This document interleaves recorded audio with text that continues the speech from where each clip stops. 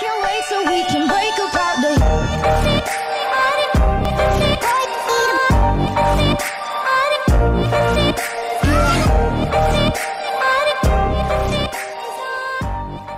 Yo les gars, on se retrouve pour une nouvelle vidéo les gars. Et aujourd'hui c'est Focus the Fox. Et aujourd'hui les gars, on va regarder une petite vidéo d'horreur. Alors les gars, c'est la combien déjà? Je crois que c'est la 4e vidéo animée d'horreur. Il y a eu 6 likes sur la dernière vidéo, ça sera affiché ici. Du coup je suis ultra content. Du coup les gars, on va continuer la vidéo tout simplement. J'en ai trouvé une là. Alors il y a 2 histoires d'horreur. Elle dure 10 minutes 26. En vrai elle fait flipper, ouais, elle fait flipper quand même. Mais bon, écoute, vous pouvez regarder au cas où, écoute. Allez les gars, c'est parti, on y va. Je monte bien le son, tu vois ce que je veux dire. Hop. Vas-y, let's go. Cette chose se cachant dans mon armoire. Ok. J'avais 14 ans à l'époque, et nous venions d'emménager dans une maison que mon père avait louée pour son travail, dans laquelle nous allions passer environ 2 mois. Mes parents et moi étions ravis de voir à quel point elle était jolie, et nous avons rapidement vidé nos cartons.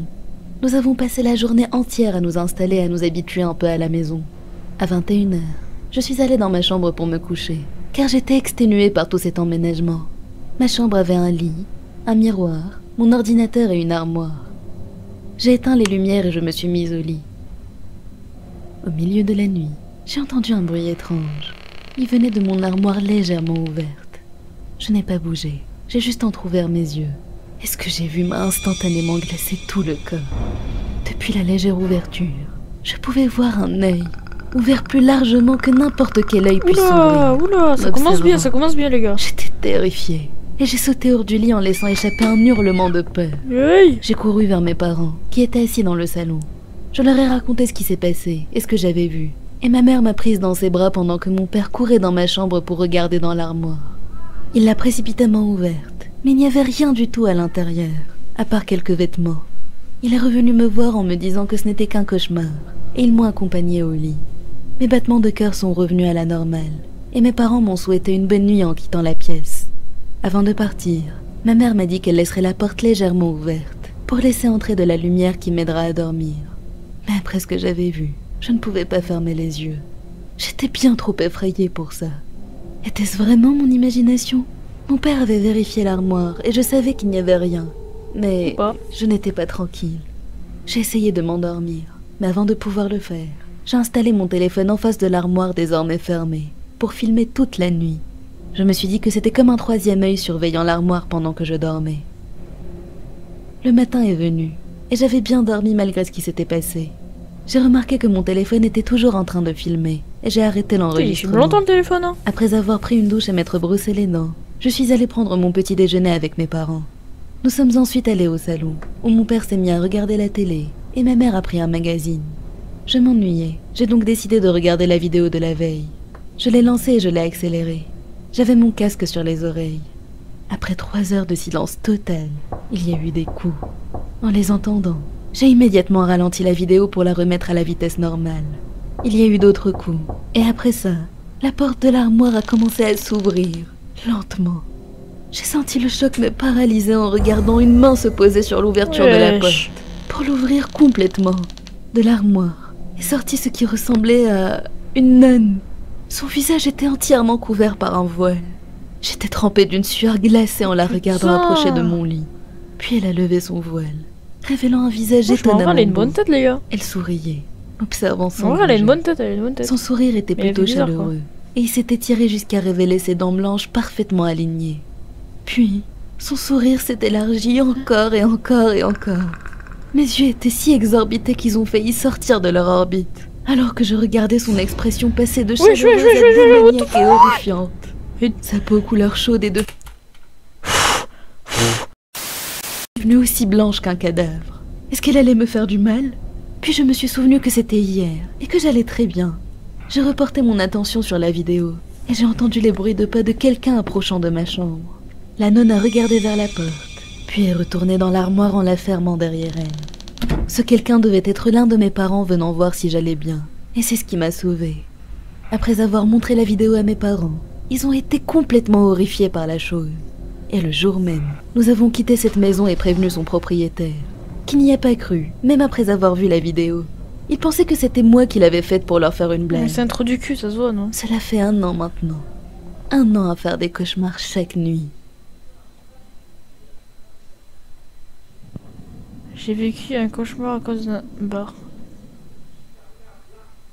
C'était un vendredi soir, et George venait de finir les dernières livraisons pour son travail. Il se dirigeait vers le bar dans lequel il allait pratiquement chaque soir pour boire un verre. Mais sur le chemin, il a remarqué qu'il y en avait un nouveau qui avait ouvert à 1 kilomètre de son habituel. Il a donc décidé de l'essayer. Lorsqu'il est arrivé et a poussé la porte d'entrée, il a remarqué quelque chose de très étrange. Oh mais c'est vraiment trop chou. A few moments later. Il n'y avait que 5 personnes à l'intérieur. Elles étaient toutes déguisées avec des costumes d'Halloween. Vampires, fantômes, loups-garous, sorcières et mages noirs. Il s'est senti très mal à l'aise, car il était le seul habillé normalement. Et surtout, Halloween était passé depuis déjà 2 jours. Ah mais dans ce cas c'est pas joué frérot, c'est des vraies personnes. Se tenant là et bloquant l'entrée, lorsque tout le monde s'est soudainement mis à le fixer, comme s'il avait fait quelque chose de mal. Il s'est alors décidé à entrer et s'est dirigé vers le barman. Le barman ressemblait presque à un vrai bourreau. Il lui a demandé brutalement d'une voix grave « Qu'est-ce que tu veux sacrifier? Du sang ou de la chair ?» Sa question a donné des frissons à George. Mais il s'est dit que c'était sûrement une façon spéciale Halloween de prendre sa commande. Il lui a donc répondu « Un verre de sang, s'il vous plaît. » Le barman s'est retourné, a pris une bouteille de vin et l'a versé dans un verre à vin.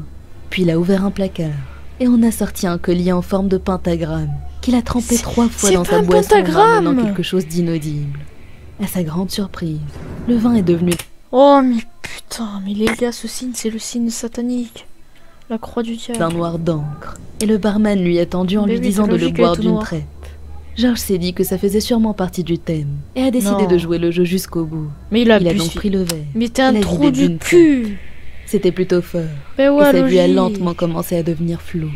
Il a payé le barman et a quitté l'endroit immédiatement. En marchant, il a commencé à se sentir étourdi et le flou de sa vue empirait. Il n'arrivait même pas à se concentrer sur son chemin. Son esprit était trop pris par une sorte d'hallucination avec tous les visages des personnes dans le bar, riant hystériquement et se moquant de lui. Soudainement, il s'est rendu compte qu'il était arrivé chez lui malgré son état. Il était soulagé au début, mais quand il est entré en fermant derrière lui, il a su qu'il était dans la mauvaise maison. C'était complètement abandonné, froid, lugubre et à peine éclairé par les rayons de lune.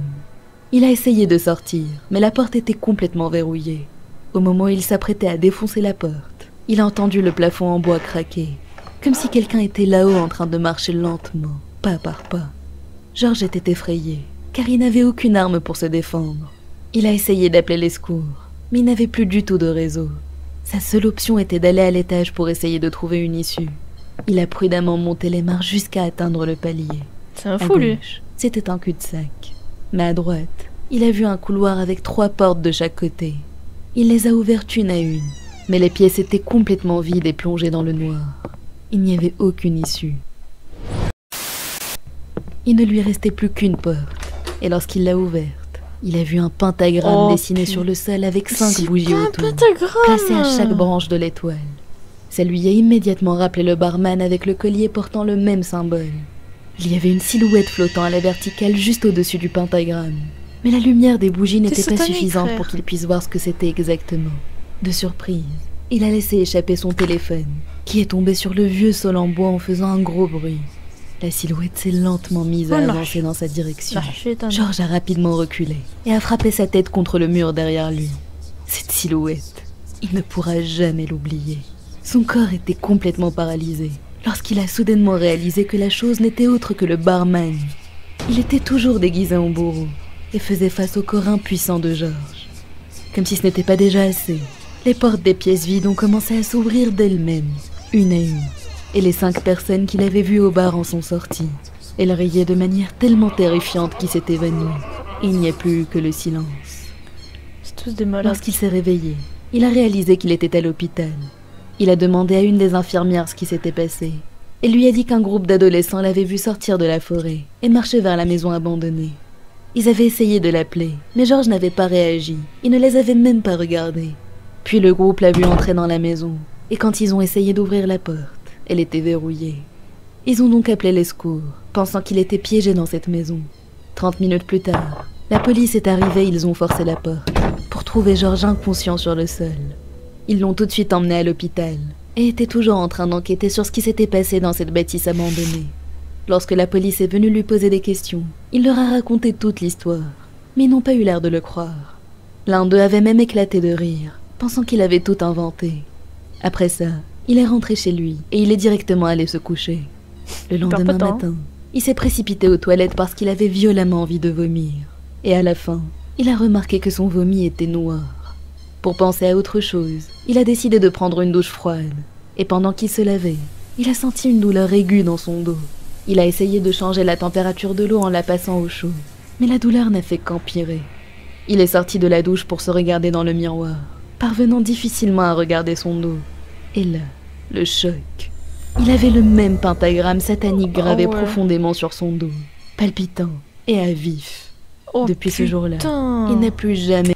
Ils lui ont gravé le signe du diable sur le dos à vif, frère. Ça veut dire qu'ils lui ont mis, gros, alors qu'il était encore vivant. Avec un fer chaud, tu vois. Eh ben mon pote...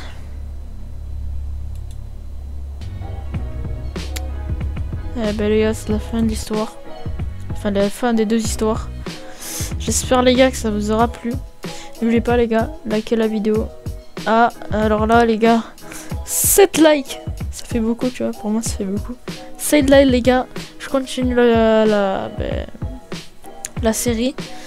Et là gros, 7 likes, j'en fais une avec genre... je sais pas, beaucoup d'histoires quoi, tu vois ce que je veux dire. J'en fais beaucoup d'histoires. Et après les gars, oh voilà. N'oubliez pas les gars de vous abonner, ultra important. Activez la cloche si vous voulez rater aucune des vidéos. Et les gars, bientôt je vais sortir... A few moments later. Putain merde, j'ai bégayé. Bref, les gars, n'oubliez pas, 7 likes. Je compte sur vous. Sur ce, ciao.